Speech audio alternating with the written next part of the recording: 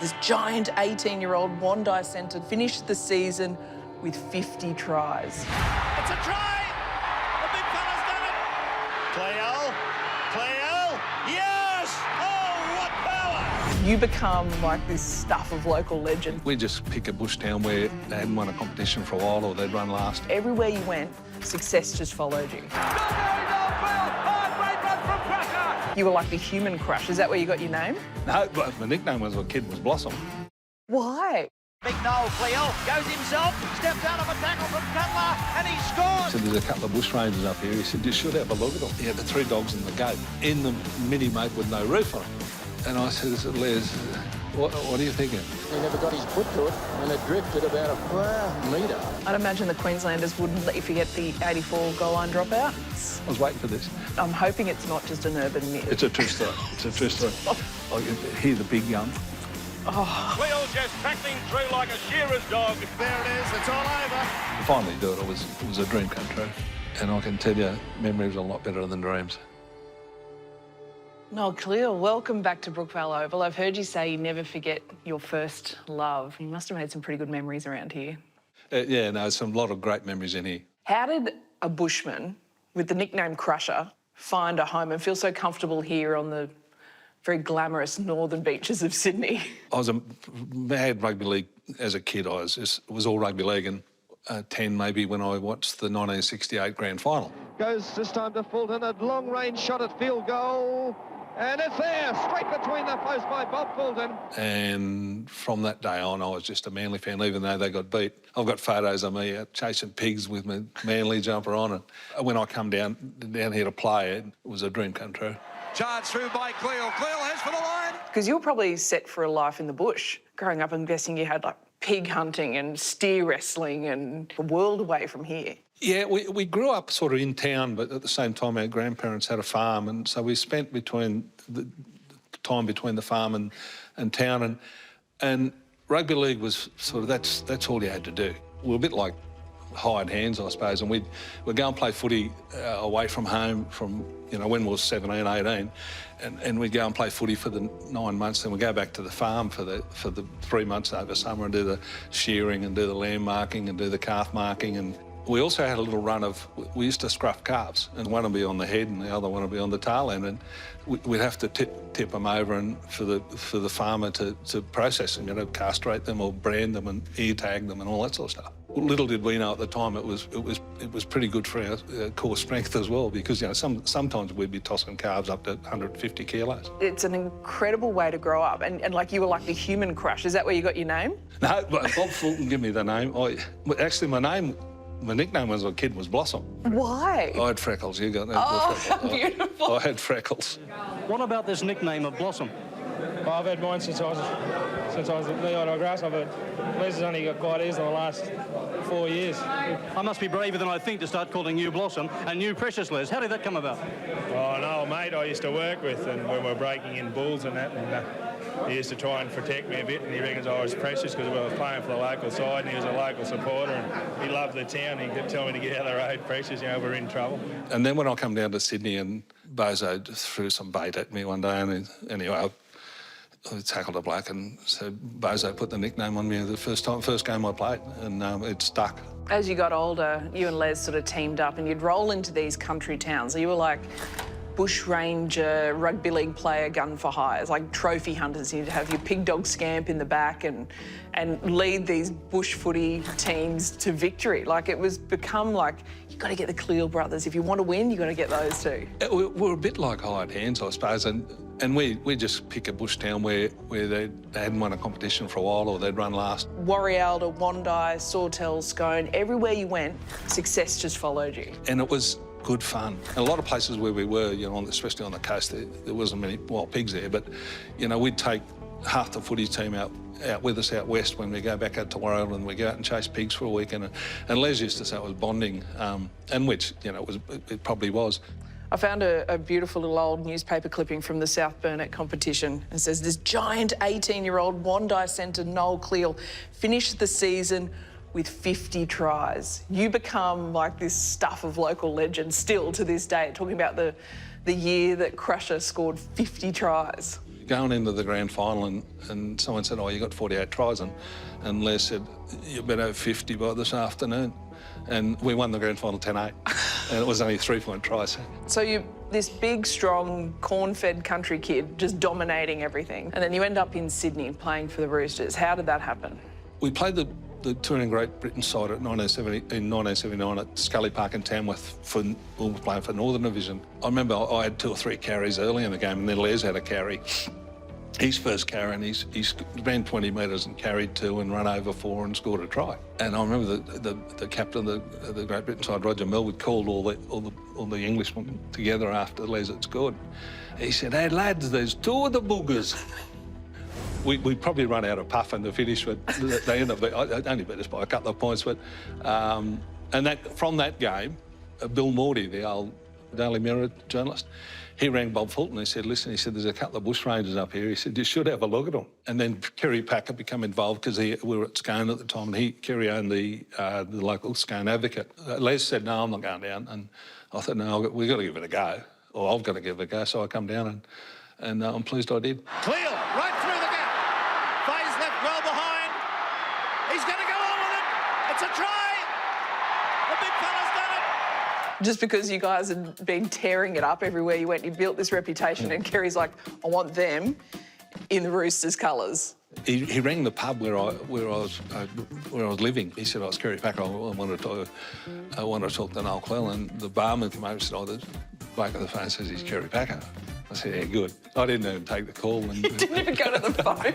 And as it turned out, you know, I became good mates with Bob Fulton, who was my childhood hero, and become friends with Kerry Packer. So it was well worth coming down for. 2 of the most powerful men that we've ever seen. What was the influence of Bob Fulton on you? Massive. To have your hero turn out to be, at the end of the day, one of your better mates. And we'd done a lot of stuff together. He had a farm up at Quambone. We'd go up there, or we'd just go camping and pigging. Yeah, no, it was a lot of fun.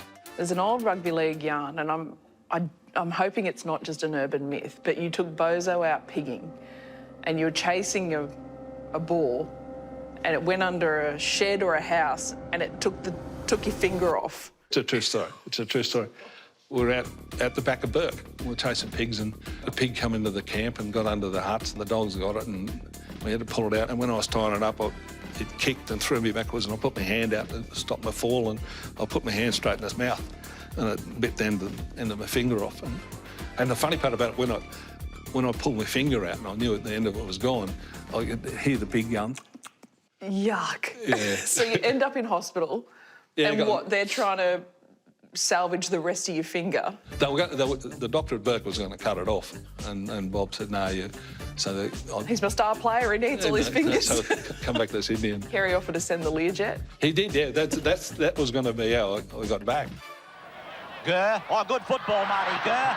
Out to big Noel Cleal. He's got Schubert with him, calls him on the inside, goes himself, steps out of a tackle from Cutler, and he scored. There's a great old article in one of the old archives of Rugby League Week saying that you were working as a banana cutter or on a banana farm up around Sawtell, and you beefed up a little and you had to try and get fit for the Sydney competition. What was going on? The money was coming in from the footy, and you had to work as well because it wasn't enough to survive on. And we thought to save money, we'd just buy a loaf of bread and we'd eat bananas. You know, we're working on a banana plantation. If you just eat bread and bananas all the time, and I got a bit porky, so I had to brush them. It's not porky, you're a good doer. Yeah, I was a good doer. Yeah, it was like a feed. I was on a feed lot, so I had to cut back on the bananas. They were making me a bit too fat. It's a lot of carbs in that. Bananas and white bread. Cleal, the big man, the big fellow, still going, proving unstoppable. What a magnificent solo effort. The first year that you're down in the Sydney competition, you go all the way through to the grand final, up against the Bulldogs. Big Noel Cleal.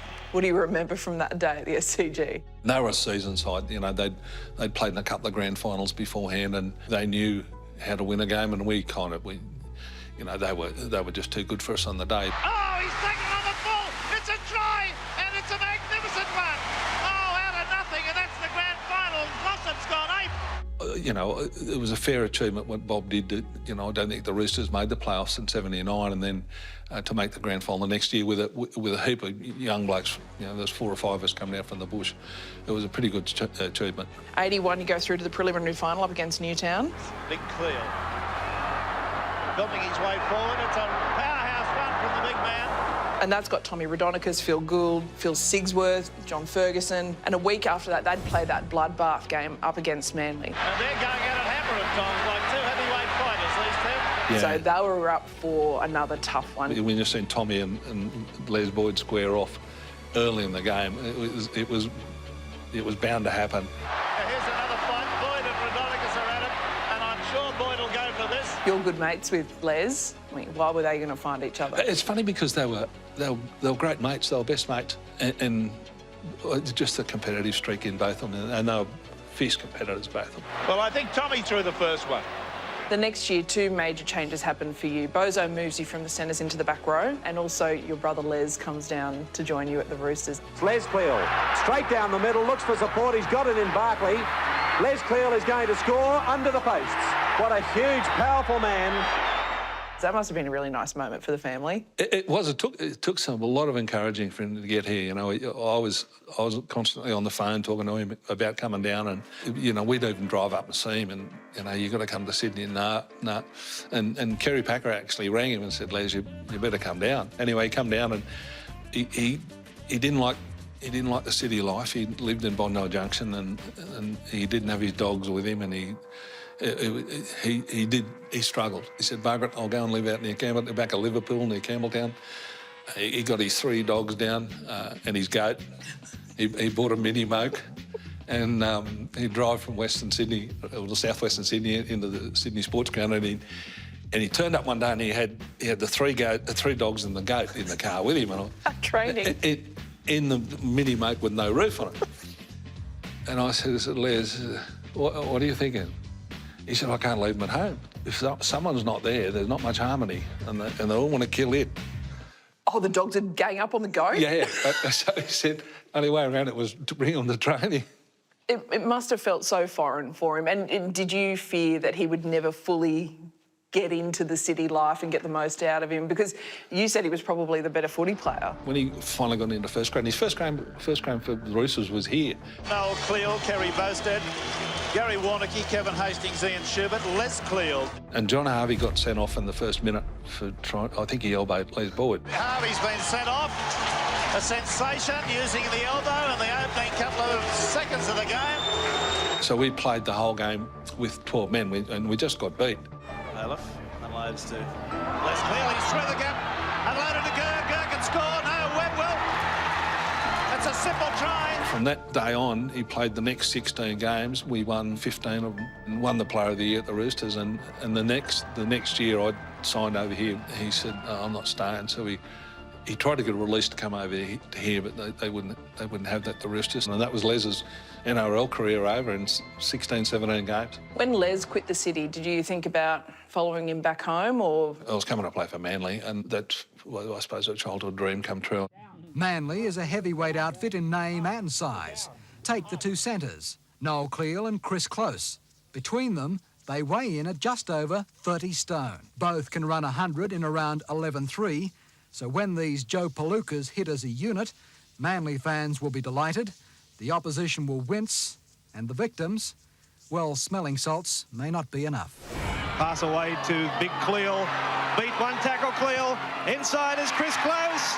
Bob said to me, he said, we're going to start in the second row. And I said, I don't know if that's a good idea, Bob. He said, why? I said, you got Les Boyd, Paul Vaughton, Paul McCabe, Bruce Walker. Anyway, injuries and suspensions and whatnot. And I ended up finishing the back end of 83 in the back row and stayed there for the rest of my career. Here goes Cleal. See you later. And Cleal has the last laugh in all this, galloping in for a try. It worked for you. You made it work for you. What helped the most was Bozo used to say, you just got a licence to go wherever you want. You know, today it's so structured that, you know, your left and right sides on it, but he just said, go wherever you want. Cleal. Yes! Oh, what power! What strength in this man they call Crusher Cleal. Did you feel like you were playing the best footy of your life around that time? Coincided with me getting a job in the Garbos. I was running 18, 19 Ks every morning behind a garbage truck, and that helped. It worked for you, and it's almost become rugby league folklore now. You know, they might be on the back of a garbage truck, but it does tend to lend itself pretty well to becoming a handy football player. You're picking up 500 bins every morning, and yeah, it did help. Cochran over the quarter line. Cleal for the line. Cleal's in. Right of Manly. And Cleal just tracking through like a shearer's dog. You made the finals every year, but then you had the breakthrough. The 1987 premiership year for Manly Warringah. The last one at the SCG. It was stinking hot. And Cliffy Lyons became a legend and became the first Manly player to win a Clive Churchill medal. Yeah. How do you remember that, Dave? I had a tough old day. I got knocked out. Crusher Cleal comes from the field. Is this headbed? I broke a couple of ribs. Well, now Crusher's coming from the field as we talk. He's been seen to be in need of replacement. It wasn't the fun that I thought it would be, but to finally do it, it was pretty special. A scoreline then, 18 points to 8. Manly successful for the first time in the 80s. Geez, they must have worked you over pretty well if you got a bit of a head high and... No, I hit my head on the cricket pitch. That was it.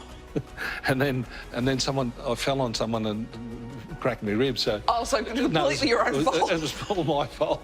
I thought they must have said, right, we've got to get crushed. No, just out there, off your head. It's all self-inflicted. Oh, you poor thing. What about Cliffy that day? Oh, he was amazing. Well, the Lions has gone too strong. He's going to score. Yes, he is. It's a certain try, and a great try. He's left O'Sullivan on the ground behind him. Just too strong for the little fella. Cliffy Lyons is the difference in the opening stanza. He was as good a 5'8" as there was, and he come through an era where there was Lewis and Kenny. The real hero for us that day was Kevin Ward, who he'd come back from England. It was stifling heat, and he'd come from a cold north of England, and he just had one of those games. Way to Ward straight. That's a good run. Gets a round of applause from the crowd. How much do you love the Sea Eagles? Because I heard you've got a Sea Eagle brand on the rump. I have. I've got a tattoo of a Sea Eagle. And who did that? Well, it was over in England. I got it done, but I had 20 years at the club. You know, after being here as a player for 7, then I had another 13 years in the coaching stuff and that sort of thing. So it's pretty close to my heart. You know, sometimes you leave, and I left here a couple of times, but the Sea Eagles always been my home. Well, your hindquarters might belong to Manly, but your heart certainly belongs to New South Wales. You came through in that State of Origin era, and it was such a legendary time. If ever a team walked into a Lions den, that's the New South Wales boys here tonight. What do you remember about your debut? There was a heap of us that had not played in that arena. Pressure on these newcomers to this standard of football. There's nothing like this in the world, believe you me. And Craig Young sat down with Blocker and I before the game, and he said, this is different, fellas. He gave us a fairly good insight into what to expect. And I remember walking into Lang Park the first time in '84, and they just give it to us with cans and whatever. And you had to walk through open space to get to the old Lang Park dressing shed. Yeah, there was no cage. No. There's no protection. No, it was pretty intimidating. So this is Kenny. Kenny gets it to Price, loose pass, right, gets it away to Roach, a chance, Noel Cleal in for New South Wales, and boy oh boy do they need that one. Look at Frank Stanton says thank you. Having said that, when we went back in '85 and we went down Caxton Street, and Turvey said, we're going to pull the bus up here outside the Caxton Hotel, and they came out and they started rocking the bus, and yeah, it could intimidate you. You mentioned Turvey as your captain. What was it like to be part of that '85 series? That'll be etched in my mind. I can nearly describe word for word how that last 5 minutes played out. Here's Kenny. It ended up becoming part of history. Because looking back now, we see Steve Mortimer fall to his knees. And look at Steve Mortimer. Ecstasy. Pure heaven. But you were there. You lived it. That was your moment.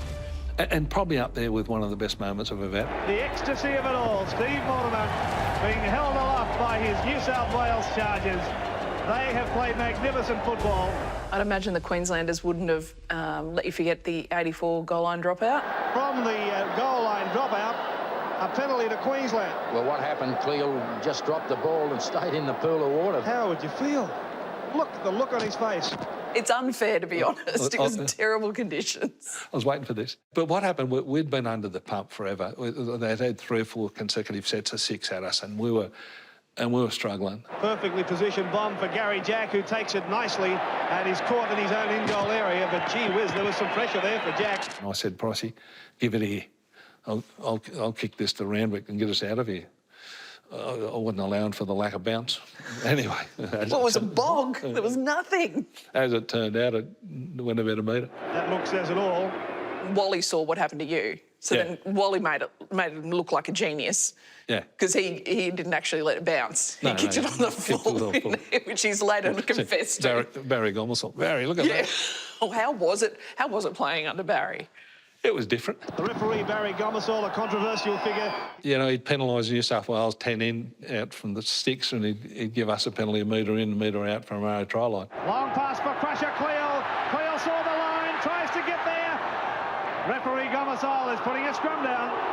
Cleal says, I didn't drop it, sir. He was a character of the game, and he added to the theatre. You've given us some pretty iconic moments over the years. An unusual one. There's a striking cover of you and Fatty dressed up as American Civil War heroes. How did that come about? The Rugby League rang us and said, we want to do a cover story of North versus South. We went in the city somewhere, and there was a costume place. Obviously, they weren't banking on a couple of big fellas turning up, and the pants we couldn't do the pants up, so we had to put the pants on back to front. Have them open at the back. Had the plumbers crack at the back. It was a bit of fun, you know, going over there and playing a bit of footy. It was. Did you look at each other and go, "What are we doing?" Yeah. The Queenslanders, by all accounts, use that American trip as a bit of a boys' trip and a bit of fun, but you guys took it quite seriously for New South Wales. Big hit on Tunks, but he unloads and he gets a little handball away. He stood up there, though, and there's a little bit on. It's on now in Southern California. Good old Aussie Biffo. Yeah, they say that, but on the way over, we were all down the front of the plane on the drink, and they were at the back of the plane not drinking. So me being the person I am, I obviously went down and took a beer down and sat with them, the Queenslanders, for a bit. And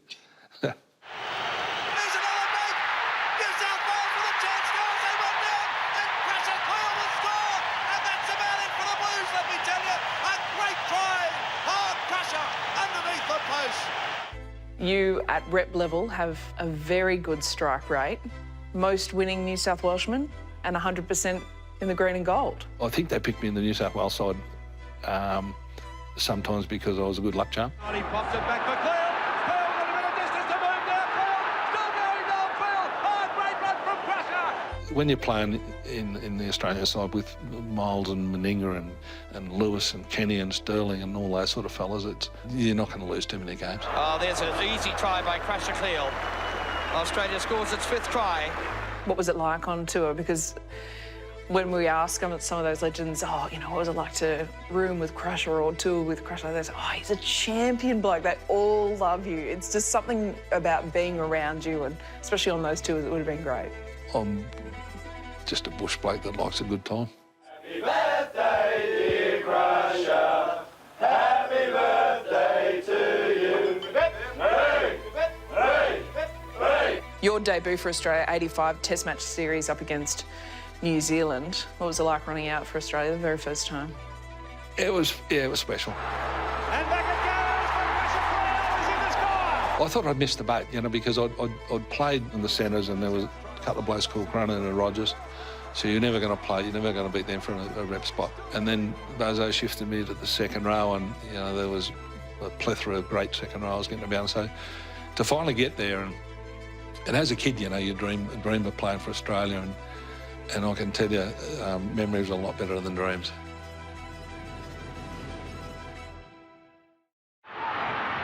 As Manly return the off, Cleal will score! Cleal is going for the line, scores out wide! And the Blossom, the big Crusher, has done it.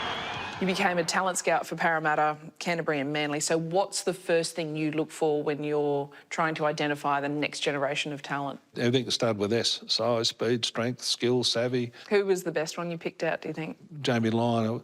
I signed him without even seeing him play. Had Lyon outside him, took it beautifully in the left hand. Oh, this is an exhibition from the Eels.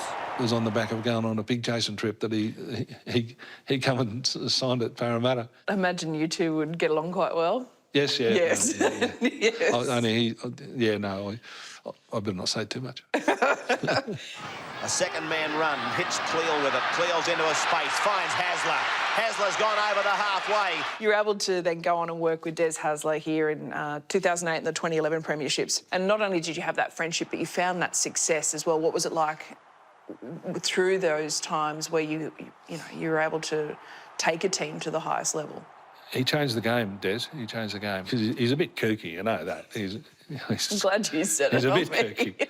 and we're poles apart. You know, I love a beer and a good time, and he reads books. He's the scientist. He's the scientist. Yeah. Des and I had a really good relationship where, we could have a raging blue and threaten to kill one another, and 5 minutes later we'd be having a coffee. You know, it was a strange relationship.